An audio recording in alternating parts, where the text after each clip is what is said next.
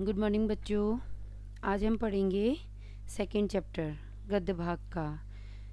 बाल गोविंद भगत राइटर हैं रामवृक्ष बेनीपुरी। आज हम उसका परिचय पढ़ते हैं, फिर चैप्टर स्टार्ट करेंगे। पहले परिचय देखते हैं। रामवृक्ष बेनीपुरी का जन्म बिहार के मुजफ्फरपुर जिले के बेनीपुर गांव में सन 1899 में हुआ था। माता पिता का निधन बचपन में ही हो जाने के कारण जीवन के आरंभिक वर्ष अभावों, कठिनाइयों और संघर्षों में बीते। 10वीं तक की शिक्षा प्राप्त करने के बाद वे सन 1920 में राष्ट्रीय स्वाधीनता आंदोलन से सक्रिय रूप से जुड़ गए। कई बार जेल भी गए। उनका देहावसान यानी उनका देहांत मृत्यु सन 1968 में हुई थी। 15 वर्ष की अवस्था में बेनीपुरी जी की रचनाएं पत्र पत्रिकाओं में छपने लगीं। वे बेहद प्रतिभाशाली पत्रकार थे। उन्होंने अनेक दैनिक यानी रोज छपने वाली, साप्ताहिक यानी सप्ताह में छपने वाली और मासिक यानी माह में आने वाली, महीने में आने वाली पत्र पत्रिकाओं का संपादन किया, जिसमें तरुण भारत, किसान मित्र, बालक, युवक, योगी, जनता, जनवाणी और नई धारा उल्लेखनीय हैं। गद्य की बहुत सारी विधाओं में उनके लेखन को व्यापक प्रतिष्ठा मिली है। उनका पूरा साहित्य बेनीपुरी रचनावली के 8 खंडों में प्रकाशित है। उनकी रचना यात्रा के महत्वपूर्ण पड़ाव हैं। पतितों के देश में उपन्यास, चिता के फूल कहानी, अम्बपाली नाटक, माटी की मूर्तें रेखाचित्र, पैरों में पंख बांधकर यात्रा वृत्तांत, जंजीरें और दीवारें संस्मरण आदि। ये जितनी भी मैंने उपन्यास आपको, नाटक, रेखाचित्र, यात्रा वृत्तांत और संस्मरण वगैरह जो भी मैंने नाम बताए हैं, ये अलग से नाम कभी कभी इनकी रचनाओं के नाम पूछ लिए जाएं तो आपको पता रहने चाहिए कि रामवृक्ष बेनीपुरी ने कौन कौन सी रचनाओं का संपादन किया है। तो और इम्पोर्टेंट है माटी की मूर्तें और एक चिता के फूल। नाटक भी इम्पोर्टेंट है, अम्बपाली, इसकी पूछ लिया जाता है तो आप इनको याद रखेंगे। उनकी रचनाओं में स्वाधीनता की चेतना, मनुष्यता की चिंता और इतिहास की युगानुरूप व्याख्या है। विशिष्ट शैलीकार होने के कारण उन्हें कलम का जादूगर कहा जाता है। रामवृक्ष बेनीपुरी को कलम का जादूगर कह के ही संबोधित किया जाता है। कभी कभी एग्ज़ाम में ऐसे भी पूछ लिया जाता है कि कलम का जादूगर किसे कहा गया है, और नाम आपको 4 दे दिए जाएंगे। जयशंकर प्रसाद दे दिया गया, रामवृक्ष बेनीपुरी दे दिया गया, या कोई और 2 यतीन्द्र मिश्र दे दिया गया, या कोई और भी नाम है। बहुत सारे नाम है राइटरों के, वो नाम आपको दे दिए जाएँ तो आपसे पूछा जाए कौन है तो आप रामवृक्ष बेनीपुरी लिखेंगे। अब हम इसका मुख्य इस चैप्टर के अंदर रामवृक्ष बेनीपुरी ने किस तरह से क्या बाल गोविंद भगत के बारे में जो उन्होंने अपनी एक रचना करी है, जो लिखा है, वो कैसे किस तरह से इस रेखा चित्र के माध्यम में उन्होंने उस चीज़ को उभारा है, वो आप छोटे से जो पहले आपका ये वर्णन दे रखा है इसमें देखिए आप।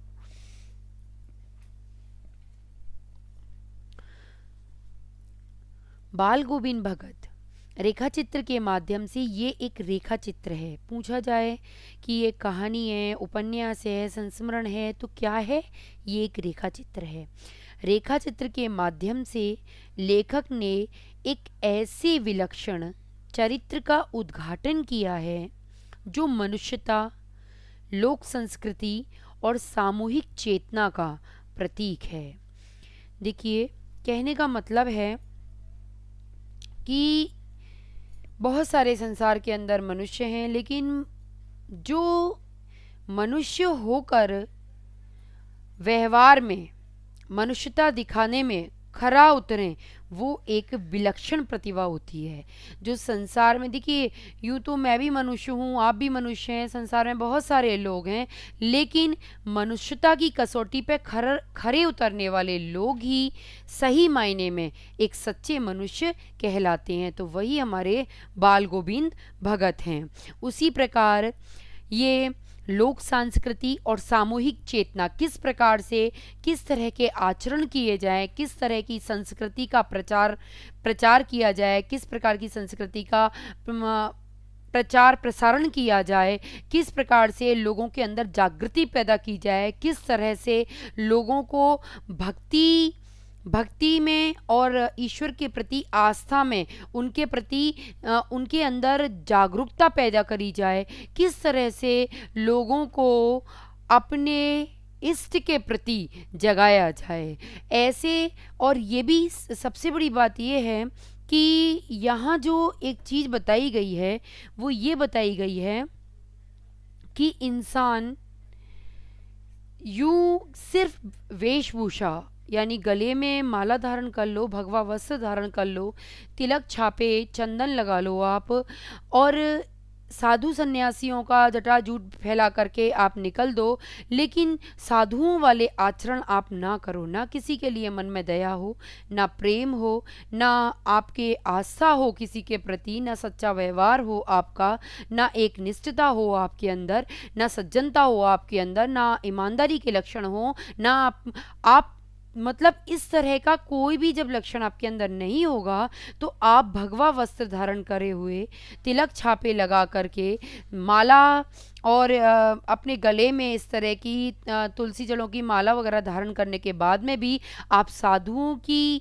भाषा में खरे उतरने वाले नहीं हैं। क्योंकि एक सच्चा निष्ठ जो साधु होता है वो भगवा वस्त्र धारण करे या न करे, तिलक छापे चंदन लगाए या न लगाए, या गले में कोई माला धारण करे या न धारण करे, लेकिन यदि उसके व्यवहार में कपट नहीं है, कोई छल नहीं है, कोई ईर्ष्या नहीं है, कोई द्वेष नहीं है, कोई प्रपंच नहीं है, यदि इस तरह की चीज़ें उसके व्यवहार में नहीं है तो वह बिना इन चीज़ों को धारण करे भी साधु की परिभाषा में खरा उतरता है। क्योंकि उसका व्यवहार में वो शालीनता होती है कि लोग उस पुरुष में एक महात्मा, उन्हें उस पुरुष के अंदर एक सज्जनता, एक सज्जन पुरुष, एक महात्मा नज़र, एक महान पुरुष नज़र आने लग जाता है और लोग उसे अपने आप ही पूजने लग जाते हैं। तो वही चीज़ यहाँ पे बताई है कि बाल गोविंद भगत जो एक व्यक्ति थे वो वाकई में यूं वो एक साधु नहीं थे, एक सन्यासी नहीं थे, लेकिन कहो तो वो साधु और सन्यासियों की भाषा में खरे उतरने में भी वो 1% कम नहीं थे, कहीं उनसे ज़्यादा ही थे। गृहस्थी में रहते हुए, गृहस्थी का पालन करते हुए, गृहस्थी की बातों का निर्वाह करते हुए, परिवार में पूरी तरह से तल्लीन होते हुए प्रभु के प्रति आस्था, भक्ति, धैर्यता, उसके प्रति विश्वास, उसके प्रति एक निष्ठा उनके हृदय में पूरी तरह से बनी हुई थी। तो देखिए आगे क्या दे रखा है। वेशभूषा या बाहरी अनुष्ठानों से कोई सन्यासी नहीं होता है। सन्यास का आधार जीवन के मानवीय सरोकार होते हैं। बाल गोविंद भगत इसी आधार पर लेखक को सन्यासी लगते हैं। यह पाठ सामाजिक रूढ़ियों पर भी प्रहार करता है। समाज के अंदर देखो, सामाजिक रूढ़ी इसे रेखांकित करिएगा, और इस सामाजिक रूढ़ी से हमारे बोर्ड एग्ज़ाम के अंदर बहुत क्वेश्चन बन के आते हैं। जो हर प्रकार की रूढ़ियाँ होती हैं उन रूढ़ियों पर किस प्रकार से बताया गया है। देखिए हमारे हिंदू समाज के अंदर आप कोई सा भी समाज ले लीजिए, चाहे मुस्लिम समाज हो चाहे हिंदू समाज हो, हर समाज के अंदर एक विशेषता है, अपनी रीति है, अपने रिवाज है, अपनी जो भी संस्कृति है आप उसका पालन करते हैं। लेकिन उन रिवाजों का, उन रूढ़ियों का, जो रूढ़ियाँ हमारे परिवार ने बना रखी हैं उन पर प्रहार करना, उनका विरोध करना, जो चीज़ गलत है उसे गलत बताना या उसे जो समाज कर रहा है उसे विपरीत करके दिखाना उसके, तो ये एक बहुत बड़ा समाज के लिए एक जवाब होता है। तो बाल गोविंद भगत ने जो समाज ने रूढ़ियाँ बना रखी हैं, हमारे समाज ने जो बहुत सारे नियम बना रखे हैं, जैसे समाज के अंदर बता रखा है कि यदि कोई औरत विधवा हो जाती है तो उसे पूरा जीवन उसी तरीके से व्यतीत करना होगा, उसी व्यक्ति की याद में, ये चाहे वह उम्र उसकी छोटी हो चाहे बड़ी हो, उसे अपना जीवन उसी तरह से व्यतीत करना होगा। तो ये बाल गोविंद भगत जो अध्याय है उसके अंदर इस सामाजिक रूढ़ी पर एक प्रहार किया गया है, एक कट्टर विरोध किया गया है, क्योंकि एक व्यक्ति के मरने से जो दूसरा व्यक्ति जिंदा है वो अपनी ज़िंदगी ख़त्म नहीं कर सकता है। इसलिए यहाँ बताया गया है कि यदि उम्र कच्ची है, उम्र छोटी है, तो यदि कोई व्यक्ति या किसी स्त्री का जो वैवाहिक जीवन में उसका यदि पति मर गया है तो उसका विरोध करते हुए उस लड़की का विवाह करा दिया जाए, क्योंकि वह अपने जीवन के जो एक बहुत लंबा क्षण है उसे अकेले काटना उसके लिए बहुत ही मुश्किल हो जाता है। उसी प्रकार इसमें एक दूसरी सामाजिक रूढ़ी बताई है कि यदि कोई व्यक्ति मरता है, यदि कोई पुरुष या ये समझ लीजिए कि बाप के आगे यदि बेटा ख़त्म होता है तो उसका जो अंतिम संस्कार किया जाता है वो किसी औरत के हाथों नहीं करवाया जाता है बल्कि पुरुष के हाथों ही करवाया जाता है। तो बाल गोविंद भगत नियुक्त अध्याय के अंदर इस सामाजिक रूढ़ी के ऊपर भी कट्टर विरोध किया गया है, उसके ऊपर कड़ा प्रहार किया गया है, क्योंकि यहाँ पर एक पुरुष अंतिम संस्कार ना करके एक महिला के हाथों उसका अंतिम संस्कार कराया जा रहा है। तो इस तरह की मान्यताएं जो समाज के अंदर बनाई गई हैं, उन मान्यताओं पर बाल गोविंद भगत नियुक्त अध्याय के अंदर एक विरोध किया गया है और एक प्रहार किया गया है। तो इसलिए यहाँ पर इन शब्दों का प्रयोग किया गया है। इस रेखा चित्र की एक विशेषता यह है कि बाल गोविंद भगत के माध्यम से ग्रामीण जीवन की सजीव झांकी देखने को मिलती है। अब देखिए यहाँ क्या बताया गया है। बाल गोविंद भगत के अंदर पूरी गांव है, पूरा जो गांव है, पूरा जो ग्रामीण जीवन है, किस तरह से वो एक रस्ता के रंग में, एकता के रंग में एकजुट हो जाता है, उसमें मिल जाता है, किस तरह से क्या होता है। क्योंकि जो गांव का जो समूह होता है, गांव के जो लोग होते हैं, उनके अंदर एक किसी भी प्रकार का कोई छलावा नहीं होता है, उनके व्यवहार के अंदर कोई झूठ नहीं होता है, कोई दिखावापन नहीं होता है।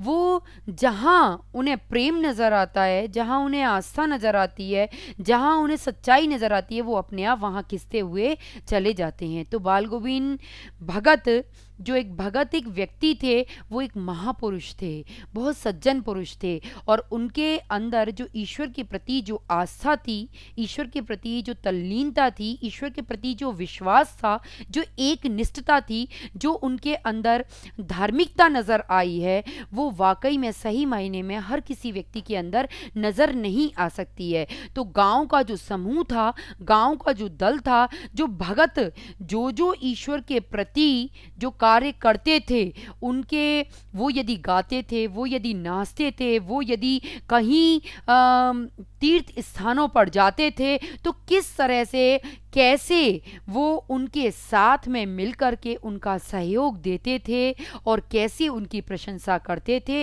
इन सारी बातों का इसके अंदर बहुत ही सुंदर वर्णन किया गया है। तो ये आपका जो जीवन परिचय है आज कंप्लीट हो गया। अब नेक्स्ट आपको कल से इसका चैप्टर जो इसमें दे रखा है वो मैं कल स्टार्ट करूँगी।